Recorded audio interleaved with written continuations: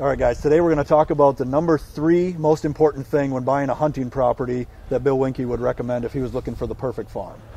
So 1 and 2 we talked about, the neighborhood one, and for me it was the composition of the land itself. You know, what percentage of it is timber. For me, number 3 is the access. Like, how can you get in and out of that property? Because you can spook every deer on the property going in and out. You know, we've talked about sanctuaries and whether you need or don't need a sanctuary. Well, if the deer know you're coming and going, you can't kill them. Yep. I mean, they're super hard to kill if they know that you're hunting them. So being able to access it from different directions and different points, then that gives you the opportunity to hunt a bigger part of that property without the deer knowing that you're hunting them. Yep. So, like, for example, the property I hunted the last 2 years, it's just one way in and one way out. You know, I couldn't access it off the neighbors. It was a big valley with these ridges. It's just a big bowl, right? Yeah. Everything's looking down at you. Right, and the food is in the bottom. Okay. So if you're going to come in and out of that, which is my only entry and exit, all the deer know you're there. You know, because you're going in the morning to your morning hunt where you're going through deer. You know, because they're mostly around the food and drifting back to their bedding areas. Well, if it's quiet and there's no wind, every deer there knows. Yeah. It's like an amphitheater. You know, so then let's say it's the end of legal shooting time and you're sitting up on a ridge someplace or even in a field. You're trying to get out of there. If you don't have somebody to drive in there with a four-wheeler and pick you up and take you out, now you've got to come back through all those deer that have filtered down into those feeding areas. So it doesn't take very long at all before all the deer know that you're hunting them. Yeah. So what I ended up having to do on that property was I would actually sleep at the base of the tree. I would go in at noon with a little bit of wind, you know, so the deer didn't hear me or sense or see me coming and going. They're bedded back off in the bedding area. Yeah, up on the ridges, you know, and I could actually sneak past them, you know, which was surprising because once they're bedded, they seem like they really mellow out. You know, they don't have that same alertness when they're on their feet. Right. Really weird. It's sort of like they check it out and they go, okay, it's cool. Then they drop down and they bed and then they're like, this is great. You know, they don't even think about, you know, people anymore. Yeah. So anyway, I could sneak in at midday, get into my afternoon stand, hunt it for the afternoon, climb down at the end of legal shooting time, sleep as close as I could possibly get to the base of the tree, get up in the morning, get back in the tree, hunt it until midday, and then go back out. So I wasn't traveling through there when the deer were on their feet, when they were going to pick me up. Yeah. So I hunted there. I think I killed the deer on the 21st day, 20th or 21st day of hunting there without any breaks. You know, it was just, you know, 21 or 20 straight days of hunting, but that was what I had to do. And when I hunted the fields on the bottoms, then I would sleep in the redneck blind. So I'd go in there at midday, get in the blind, you know, close up all the windows, keep my scent, you know, inside the blind, hunt it, you know, continue to keep the windows closed, sleep, get up, hunt the same spot in the morning, and then, you know, after the morning activity, then I would leave. So that would be how I would hunt the fields. But that was, it wasn't, you know, you do what you got to do. That's not good.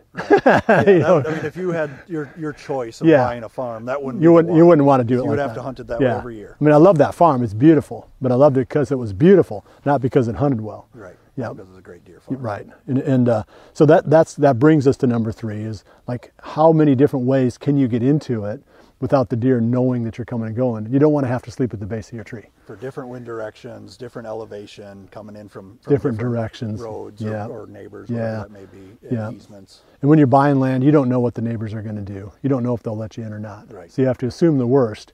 And if you don't have some legal way to come in from every different direction, you have to assume that it doesn't exist. Because you can't just say to the real estate agent, hey, will Bob let me come through? Oh, I'm sure Bob will let you come through. Right. You know, you have to have a legal way to get in and out from all these different directions. So that's number 3. I think it's a really important one. You know, we probably shouldn't have it at 3. Maybe it should be number 2. But I just love beautiful land. So I put, you know, the composition of the land as number 2. Yep, absolutely. So I've thought about this quite a bit. I think number 4 for me is just the overall quality of the experience. And you know, the older I get, the more I appreciate the things other than whether or not there's a big deer there. You know, I mean, 1, 2, and 3 are all about, you know, putting that buck there and being able to kill him. This one is more about just the ability to go onto the property that you've bought and just gear down. You know, it's like the quality of the hunting experience when you leave town, leave the office. Just to go there and just unwind. Like you get there and you go, you know, the neighbor's not shooting his gun, boom, boom, boom, all the time. The dogs aren't running back and forth, you know, off the neighbors onto your property. You don't have semis going by, you know, on the highway. Highway close. Right. You want it someplace where you can just go and just say, you You know, we just heard a turkey gobble, right? Yeah. That was pretty cool. So I mean, that's part of the experience. So I mean, it's more like it's a place where you gain peace. So that's what I tell people is you think you're buying hunting property, what you're really buying is an experience.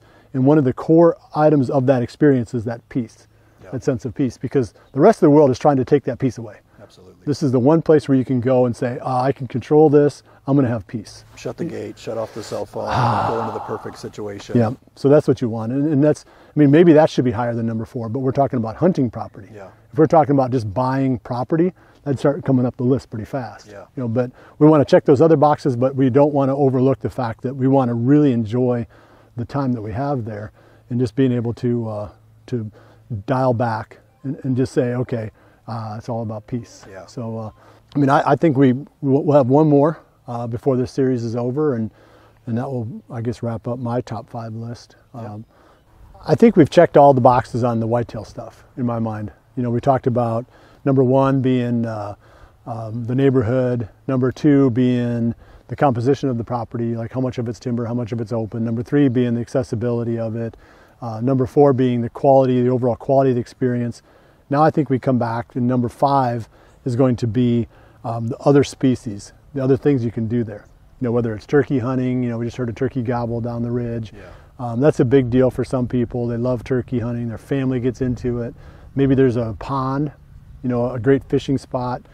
Your property has a really nice trout stream going through it. I mean, those are all on the 5 list for me.